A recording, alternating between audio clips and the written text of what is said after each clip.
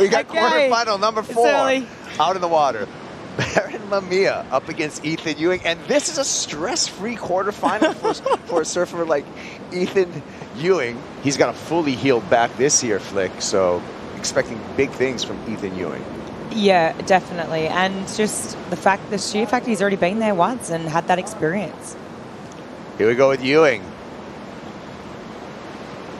Swinging that DHD Juliet model through its paces. Great rhythm and tempo on the backhand. And looked like Barron had a quick up and out outside. As we see it right here, smaller wave, but he was sitting, giving the priority to Barron, giving the inside to Barron. So he was like, oh, might as well warm it up and get the ball rolling right here, and just beautiful surfing. Nothing spectacular, but good way to warm up and get the ball. Study his surfing. It really is beautiful to watch. It's like poetry in motion. And he's going to get another one. So this time, tucks into a barrel, travels through that thing, opens up just for a bit, forces his way out of that barrel before. Take a look here, Jesse, at the last wave. We got this barrel. Just beautiful too, Brady. That wave was like, it was a tiny barrel, a lot of lump throughout. Barron Mamiya, second wave of the set. Mamiya streaking down the line, taking a high line, tucks into a barrel of his own, travels through a couple of sections, but that one clamps on the end, so it will be advantage to Ethan Ewing. It's going to be very hard to manage, and rarely ever we're going to see a decent one. And let's see if he's going to capitalize on that opportunity that he's going to get with priority. And here he goes again, wave number 3 for Ethan Ewing. Nice. Again, just mistake-free surfing, extreme biomechanics, and extreme fundamentals on display. When you just look at really the fundamentals of good surfing exploited, that's Ethan Ewing's surfing. We've been watching all morning and seeing how the conditions are playing out, but for more. For him, and a huge opportunity in the finals at looking at a world title. Each heat, as you guys know, in that final 5 is a big deal. So this is a pretty heavy, stressful heat for Ethan, and he looks like he's turned up to try to win it. Watching a replay here of a 7-1-7 for Ethan, Jesse, and this helped his cause a lot. Yeah, no doubt, capitalizing on the opportunity right there that he had. Obviously a bigger wave, cleaner wave and wall as well. As you're gonna see right here, just a beautiful hack, and what I love about this wave is just how he finishes every wave aiming inwards, like bringing it back all the way to the foam. So what that does is just sets him up in the steepest part of the wave for the next section. He created a great opportunity to be steep and critical on a wave that didn't have too much wall in front of him. Barron Mamiya now in a 2-wave combination, needs to surf his way out of that combination, and he is on his way right now. He'll get out of combo with that wave, so he's going to make it into a 1-wave requirement once this score drops.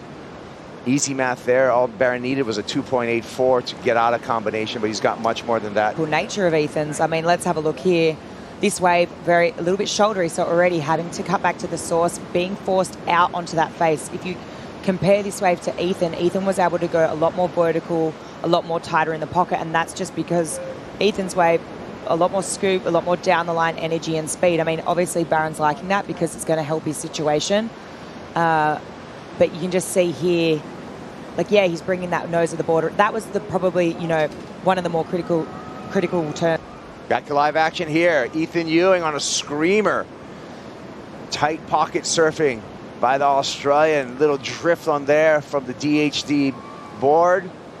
And a tapered finish for Ethan Ewing. So we'll be waiting for that score to see if Ethan improves upon his scoreline. Anything over 5.67 will do so. Check it out. Jesse. This looked like in the beginning just a great wave. Taller in size, a little bit steeper in the beginning. The second turn, a nice release, but the wave just died out. All the energy was kind of all in that one section. Mamiya taking a look at this one. Up the reef, and Barron's going to go. Has to gain some ground, pulls into the barrel, and that one just runs away on Barron Mamiya. Here goes Barron. Under priority, and nothing going there. And you can see the reef. We're nearly the high tide mark here. Live coral reef at Cloudbreak. A reef pass on an atoll here in the middle of the ocean.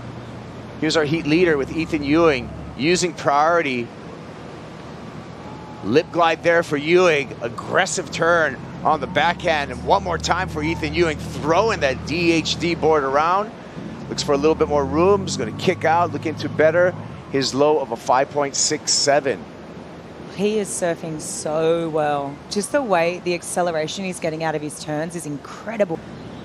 So, gets through this first turn. This lip line, I thought, oh, he's going to get stuck, but he just powers around this. That turn there was so crisp. He just threw so much spray, finishes it off with a bit of a fin drift. But he's just looking in such good form. Like, just the awareness on the wave. And like you mentioned before, Jesse, always coming from behind the foam, which allows him to get so critical in the pocket. That turn there, I mean, throwing buckets. Well, this is feeling like excellent surfing, and the judges agree. When it's with the slow dying swell, it makes it even a little bit trickier. It looks like Ethan might have some room and find an insider here.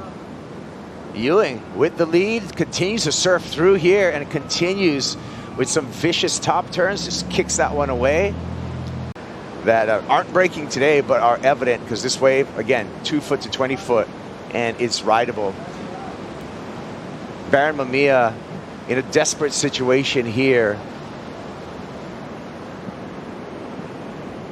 And you can see that coming. Barron just trying to give himself a chance. 15.5, near excellent heat total for Double E. And Ethan's going to be moving on to semi-final number 2 for the men. There's the numbers for Ethan, big numbers put down by the North Stratty surfer.